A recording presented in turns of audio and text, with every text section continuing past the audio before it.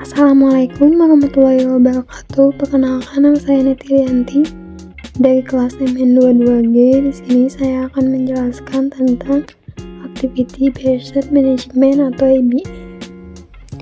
Activity Based Management atau manajemen berdasarkan aktivitas adalah pendekatan untuk keseluruhan sistem yang terintegrasi dan berfokus pada perhatian manajemen atas berbagai aktivitas dengan tujuan meningkatkan nilai bagi pelanggan dan laba yang dicapai dengan mewujudkan nilai tersebut. Sumber utama informasi IBM adalah sistem perhitungan biaya berdasarkan aktivitas atau Activity Based Costing ABC. Selanjutnya, dua dimensi IBM. Yang pertama, dimensi biaya, memberikan informasi biaya mengenai berbagai sumber daya, aktivitas, dan objek biaya yang menjadi perhatian seperti produk, pelanggan, pemasok, dan saluran distribusi. Tujuannya memperbaiki akurasi pembebanan biaya. Yang kedua yaitu dimensi proses, memberikan informasi mengenai aktivitas apa saja yang dilakukan, mengapa harus dilakukan, dan seberapa baik aktivitas tersebut dilakukan. Tujuannya mengurangi biaya. IBM merupakan sistem informasi yang bertujuan memperbaiki pengambilan keputusan dengan menginformasikan biaya yang akurat dan mengurangi biaya dengan mendorong serta mendukung berbagai usaha perbaikan berkelanjutan. Tujuan keseluruhan IBM adalah meningkatkan profitabilitas perusahaan. Selanjutnya yaitu perhitungan biaya produk berdasarkan aktivitas. Yang paling atas ada biaya sumber daya, pembebanan biaya, penelusuran langsung, penelusuran penggerak, aktivitas, pembebanan biaya, penelusuran penggerak. Terakhir ada produk. Tahap-tahap perancangan sistem perhitungan biaya berdasarkan aktivitas. Yang pertama, identifikasi aktivitas dan atributnya. 2. Pembebanan biaya pada aktivitas. 3. Pembebanan biaya aktivitas pada aktivitas lain. 4. Pembebanan biaya pada produk. Identifikasi aktivitas dan atributnya. Pengidentifikasian aktivitas biasanya dilakukan dengan mewawancarai para manajer dan para wakil dari area kerja fungsional atau departemen. Data yang dihasilkan dari wawancara digunakan untuk menyiapkan kamus aktivitas. Kamus aktivitas mendaftar aktivitas-aktivitas dalam sebuah organisasi bersama dengan atribut aktivitas yang penting. Atribut aktivitas adalah informasi keuangan dan non-keuangan yang mendeskripsikan aktivitas individual. Atribut yang digunakan bergantung pada tujuan. Contoh atribut aktivitas yang berhubungan dengan tujuan perhitungan biaya, sumber daya yang digunakan untuk aktivitas tersebut, waktu yang dihabiskan oleh pekerja untuk aktivitas tersebut, objek biaya yang menggunakan output aktivitas, penggerak aktivitas, dan nama aktivitas. Aktivitas primer, aktivitas yang digunakan oleh produk atau pelanggan. Aktivitas sekunder, aktivitas yang digunakan oleh aktivitas primer atau aktivitas sekunder lainnya. Contoh, aktivitas pengawasan divisi kartu kredit pada sebuah bank digunakan oleh aktivitas primer, yaitu memproses transaksi, menyiapkan laporan, dan menjawab telepon. Pengklarifikasian aktivitas. Untuk tujuan perhitungan biaya produk, aktivitas dapat diklarifikasikan dalam 6 kategori umum. Yang pertama, aktivitas tingkat unit. Yang kedua, aktivitas tingkat batch. Yang ketiga, aktivitas tingkat produk. Dan yang terakhir yaitu aktivitas tingkat fasilitas. Yang selanjutnya yaitu penyebab kegagalan implementasi IBM. Penyebab kegagalan implementasi IBM yang pertama, kurangnya dukungan dari manajemen tingkat atas. 2. Adanya penolakan untuk perubahan. 3. Kurangnya keahlian menggunakan informasi aktivitas yang baru. 4. Kegagalan dalam mengintegrasikan sistem IBM. Selanjutnya, IBM dan akuntansi pertanggungjawaban. Akuntansi pertanggungjawaban adalah alat fundamental untuk pengendalian manajemen yang ditentukan melalui 4 elemen penting, yaitu pemberian tanggung jawab, pembuatan ukuran kinerja atau benchmarking, yang ketiga pengevaluasian kinerja, dan yang keempat pemberian penghargaan.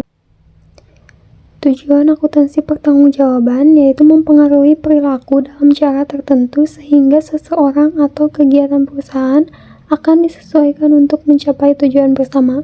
3 jenis sistem akuntansi pertanggungjawaban. Yang pertama berdasarkan keuangan, yang kedua berdasarkan aktivitas, dan yang ketiga berdasarkan strategi. Yang selanjutnya adalah sistem akuntansi pertanggungjawaban berdasarkan keuangan fungsional. Memberikan tanggung jawab pada berbagai unit perusahaan dan menyatakan berbagai ukuran kinerja dalam bentuk keuangan. Biasanya diterapkan pada perusahaan yang beroperasi dalam lingkungan yang stabil dengan produk, proses yang terstandarisasi, dan tekanan persaingan rendah. Akuntansi pertanggungjawaban berdasarkan aktivitas adalah sistem akuntansi pertanggungjawaban yang dikembangkan untuk perusahaan yang beroperasi dalam lingkungan yang mengalami perbaikan berkelanjutan. Sistem akuntansi ini mengukur kinerja dengan menekankan pada pandangan keuangan dan non-keuangan. Analisis nilai proses value analysis PVA. Analisis nilai proses merupakan hal yang fundamental bagi akuntansi pertanggungjawaban berdasarkan aktivitas, berfokus pada akuntabilitas berdasarkan aktivitas, dan menekankan pada maksimalisasi kinerja keseluruhan sistem, berkaitan dengan analisis penggerak, analisis aktivitas, dan pengukuran kinerja aktivitas. Analisis penggerak adalah usaha yang dilakukan untuk mengidentifikasi berbagai faktor yang merupakan akar pemicu dari biaya aktivitas. Tujuan mengetahui akar pemicu adalah agar dapat mengambil tindakan untuk memperbaiki aktivitas tersebut. Contoh, suatu analisis dapat mengungkapkan akar pemicu biaya perpindahan bahan baku adalah tata letak pabrik, sehingga pengaturan ulang tata letak pabrik dapat mengurangi biaya perpindahan bahan baku. Selanjutnya adalah analisis aktivitas, adalah proses untuk mengidentifikasi, menjelaskan, dan mengevaluasi berbagai aktivitas yang dilakukan perusahaan. Analisis aktivitas harus menunjukkan 4 hasil, yaitu yang pertama, aktivitas apa saja yang dilakukan, berapa banyak orang yang melakukan aktivitas tersebut, 3. Waktu dan sumber daya yang dibutuhkan untuk melakukan berbagai aktivitas. 4. Penilaian atas nilai aktivitas bagi perusahaan. Aktivitas dapat diklasifikasikan atas 1. Aktivitas bernilai tambah, 2. Aktivitas tak bernilai tambah. Aktivitas bernilai tambah adalah berbagai aktivitas yang dibutuhkan untuk dapat bertahan dalam bisnis. Terdiri atas aktivitas bernilai tambah berdasarkan peraturan, yaitu aktivitas yang disyaratkan untuk memenuhi peraturan hukum. Aktivitas diskresioneri yaitu aktivitas yang bernilai tambah jika secara simultan memenuhi syarat. Aktivitas yang menghasilkan perubahan kondisi yang tidak dapat dicapai melalui aktivitas sebelumnya. Aktivitas yang memungkinkan berbagai aktivitas lainnya dilakukan. Contoh, aktivitas pemotongan pipa pada pabrik silinder hidrolik. Aktivitas tak bernilai tambah adalah semua aktivitas selain aktivitas yang paling penting untuk tetap bertahan dalam bisnis sehingga dipandang tidak perlu, dapat diidentifikasi dari ketidakmampuannya memenuhi salah satu dari 3 syarat aktivitas bernilai tambah. Contoh, pengerjaan ulang karena produk cacat. Biaya tak bernilai tambah adalah berbagai biaya yang disebabkan oleh aktivitas tak bernilai tambah atau kinerja tidak efisien dari aktivitas bernilai tambah. Selanjutnya, pengurangan biaya. Tujuan analisis aktivitas adalah eliminasi pemborosan untuk mengurangi biaya. Berbagai usaha untuk mengurangi biaya dari berbagai produk dan proses yang ada yang mengarah pada penurunan biaya yang tak bernilai tambah disebut sebagai perhitungan biaya Kaizen.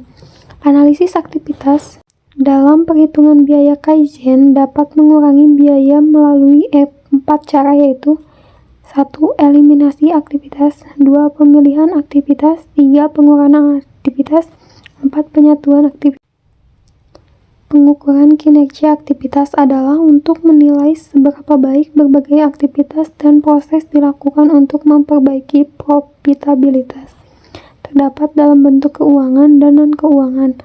Ukuran kinerja aktivitas berpusat pada 3 dimensi utama, 1. Efisien, 2. Kualitas, 3. Waktu. Ukuran keuangan untuk efisiensi aktivitas meliputi 1.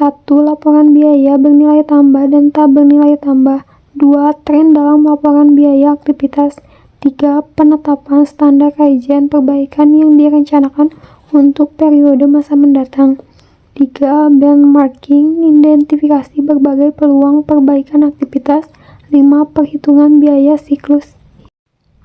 Perhitungan biaya pelanggan dan pemasok berdasarkan aktivitas. Pengetahuan tentang biaya pelanggan dan pemasok dapat menjadi informasi penting untuk memperbaiki profitabilitas perusahaan. ABC, Activity Based Costing, dapat digunakan untuk menentukan keakuratan biaya pelanggan dan pemasok. Pembebanan biaya layanan pelanggan pada pelanggan dilakukan dengan cara yang sama dengan biaya produksi dibebankan pada produk, yaitu 1. Aktivitas yang digerakkan pelanggan diidentifikasi dan dimasukkan dalam daftar kamus aktivitas. 2. Biaya sumber daya yang dipakai dibebankan pada aktivitas. 3. Biaya aktivitas dibebankan kepada setiap pelanggan. Contoh aktivitas yang digerakkan pelanggan: memasukkan pesanan, mengambil pesanan, mengirim, melakukan tindakan penjualan, dan mengevaluasi kredit klien. Cukup sekian presentasi dari saya. Mohon maaf bila ada kekurangan atau kata-kata yang kurang berkenan. Wassalamualaikum warahmatullahi wabarakatuh.